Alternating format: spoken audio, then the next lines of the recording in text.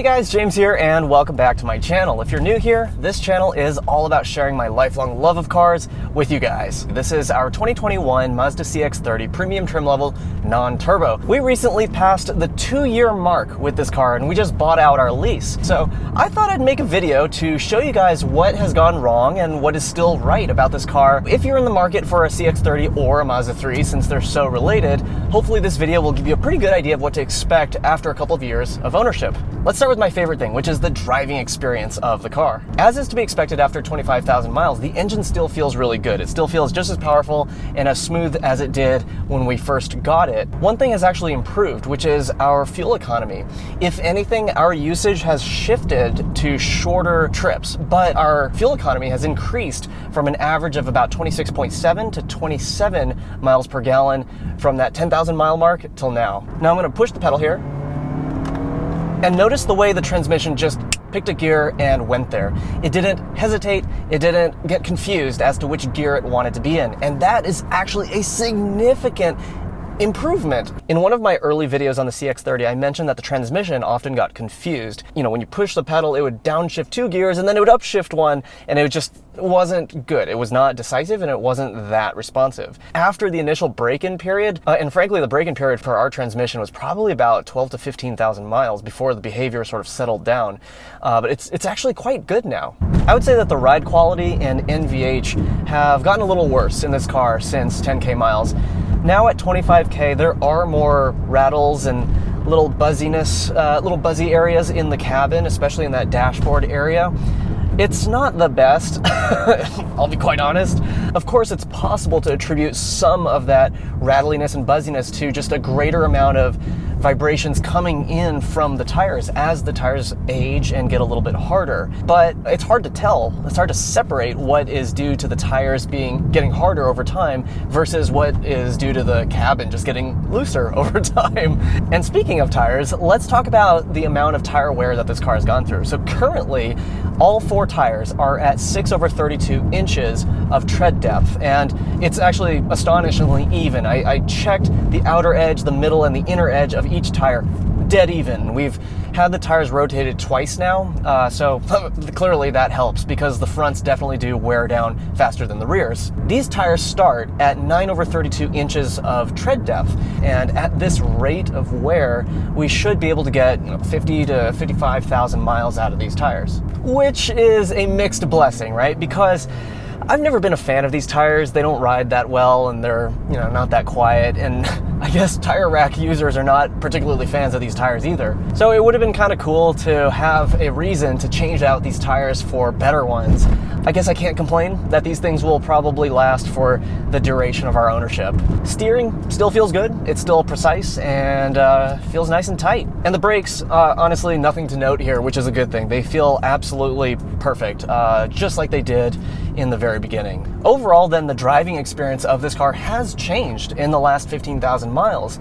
On the minus side, the cabin is a little bit more rattly than it was before, but on the plus side, this transmission is way better. It's a lot more decisive and it's a lot more responsive than it used to be, and the whole powertrain seems to be a little bit more efficient despite the fact that we take shorter trips now. One unfortunate side effect, though, of those short trips is that we have destroyed the 12-volt battery in this car, and so I will talk about that in the maintenance and repairs part of this video. Let's take a quick break here from driving and talk about this interior. This white leather has held up really nicely overall. The seats do show some minor signs of aging though. At 10K miles, they looked basically brand new. Now at 25K, there are some minor little things like the foam has flattened very slightly in some areas and the leather is just a little bit wrinkled, and really only on the driver's seat. The passenger seats are all perfectly fine and they look brand new. You can see very slight color transfer from the driver's pants, basically.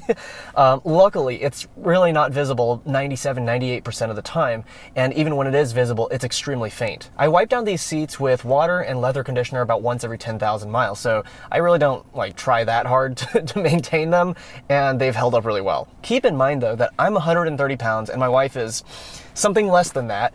And so if you weigh a lot more than we do, then your seat is going to age faster with the foam flattening faster. And when the foam flattens, then that's going to create those tension spots on the leather that cause that little bit of wrinkling. The most obvious sign of aging in this interior is this little gear shift area. There's a clear plastic layer on top of this like fake carbon fiber-ish material, and that clear plastic scratches really easily. I mentioned in my 10K mile update that it was already pretty scratched up, and it has just gotten more scratched up since then. So I think I really need to bust out the Scratch X to polish this thing up. Luckily, the plastic in front of the instrument cluster has been preserved pretty well.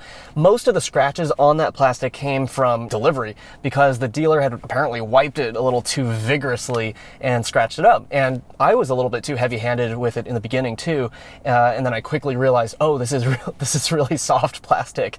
So since then, I've been really careful, just wiping it every so often with a dry microfiber cloth very lightly just to dust it, or at most with just a bit of water. So that plastic has held up well since our 10K mile update. The steering wheel also shows a little bit of wear. I mean, a lot of it is just like creams and stuff that like kind of appear on this dark leather. Also, there are some scratches and scuffs from like sharp fingernails. Once in a while, we like accidentally gouge it. And finally, all of the buttons and switches and knobs in here still feel perfect. They felt really good from the factory, and they still do. Our CX-30 is black, which means that all of the scratches are going to show up as much as they possibly can.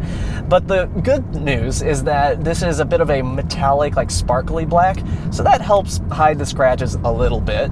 If you have a white, a platinum quartz, or a polymetal gray CX-30, then I think after 2 years and about 25K miles, your paint is going to look basically perfect unless you abuse it. There are more door dings now than there were at 10K miles, but again, I would say that the rate at which the door dings are accumulating is very normal. It seems very average. It's not like my old Camaro, which seemed to have very soft sheet metal and seemed to dent very, very easily. We do have a dent on the driver's side upper corner of the hood, and that's from some road debris that flew up. There was an unfortunate incident back in September when this car got lightly rear-ended by a distracted driver. We ended up settling with her, and we chose not to replace or repair our now slightly imprinted rear bumper cover. And on that note, let's talk about maintenance and repairs. So far, we've changed the oil in the CX-30 3 times, of course, each time full synthetic and with a new oil filter. And that comes out to about $200. We've also had the tires rotated twice. I think once was free and the other time was like 25 bucks. In March, the car started to intermittently report that one of our keys had a low battery, so I went ahead and replaced that. That's, I don't know, $2. So we've spent just over $200 for normal maintenance in 2 years of ownership. However, we did run into a situation last month where the car wouldn't start because the battery was too weak. So we've been charging this thing all night. Let's see if it works. Nope, not even close. This is really frustrating, guys. My best guess is that this was caused by our habit of taking very short trips. So the battery state of charge would just keep dropping over time, and it kind of diminished to the point where it stayed near zero for a long time, and then it just, one day it just decided it was no longer going to start the engine. And I probably could have pursued a warranty claim with Mazda, but this happened on a Saturday morning, and I didn't really want to wait until Monday to finally take it to the dealer, to finally get it diagnosed, to, maybe get it covered. So I decided that we were just going to eat the cost of upgrading the battery to an AGM battery. And in addition to upgrading the battery, I'm also topping up the battery maybe once a month to ensure that despite our short trips, the battery can fill up every once in a while. The day that the battery died on this car was literally the same day that we received the title to this car from the DMV because we had just bought out the lease. It's like taking home a new puppy that just like poops on the rug immediately after getting home. You still love that thing anyway. The battery cost us $240, so in total, the maintenance and repairs on the CX-30 have been less than $500 over 2 years. All in all, the CX-30 has been awesome, and I'm so glad that we had the experience of driving this thing over the last 2 years, and we'll continue to drive this thing into the next 2 years. In a way that only Mazda can really pull off these days, The CX-30 is this amazing blend of a premium experience in a sporty-ish kind of vehicle that is practical while being affordable. It's still a baby Porsche Macan. And frankly, if we didn't anticipate needing the space of something like a CX-50 in a couple of years, then we could see ourselves sticking with the CX-30 for a very long time. The fact that we could have turned in the lease, but we actually bought it out, is proof that if we could go back and do it all over, we absolutely would get this car again. If you liked this video or found it helpful, if you could hit that like button, that would be amazing. It really helps out this little channel that I've got going on here. And also hit the subscribe button if you haven't done that yet. My name's James. Thank you so much for joining me today, and I will see you in the next video. Take care.